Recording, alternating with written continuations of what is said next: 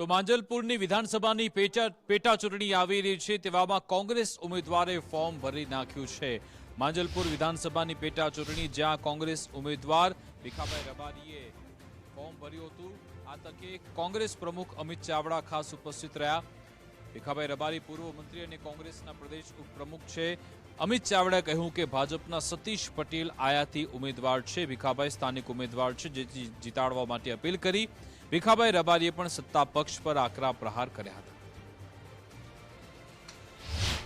પટેલે વર્ષો સુધી આ વિધાનસભામાં કામ કર્યું અને અચાનક એમના અવસાનથી ખાલી પડેલી આ માંજલપુર વિધાનસભાની પેટા ચૂંટણીમાં આજે કોંગ્રેસ પાર્ટી તરફથી ભીખાભાઈ રબારીના રૂપે એક એવા ઉમેદવારની પસંદગી કરી છે કે જે સામાન્ય ગરીબ પરિવારમાંથી આવી બી મિકેનિકલ સુધીનો અભ્યાસ કર્યો, સંગઠનમાં શહેર કોંગ્રેસથી લઈને વોર્ડથી લઈને પ્રદેશ સુધી કામ કર્યું।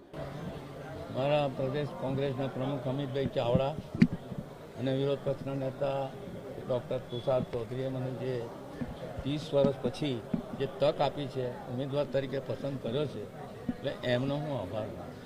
એટલે તક મળી છે ત્યારે હું જે તે વખતે પણ એ જ સમયની અંદર કે આ વિધાનસભાના 2 ભાગ હતા, એમાંથી ટુકડા થઈને આ વિધાનસભા બની છે, પણ એ એરિયાની અંદર હું 2 ટર્મ કોર્પોરેટર હતો, ધારાસભ્ય હતો, મિનિસ્ટર હતો, બરોડા ડેરીમાં ડાયરેક્ટર હતો, MS યુનિવર્સિટીમાં સેનેટ સભ્ય હતો, 2 મિકેનિકલ થયેલો છું। એટલે તે વખતે મારું ઉદ્યોગ ખાતું, વીજળી ખાતું જે મળ્યું એમાંથી જે ખાસ કરીને ગરીબલક્ષી મધ્યમ વર્ગની જે યોજનાઓ હતી મેં મૂકેલી છે।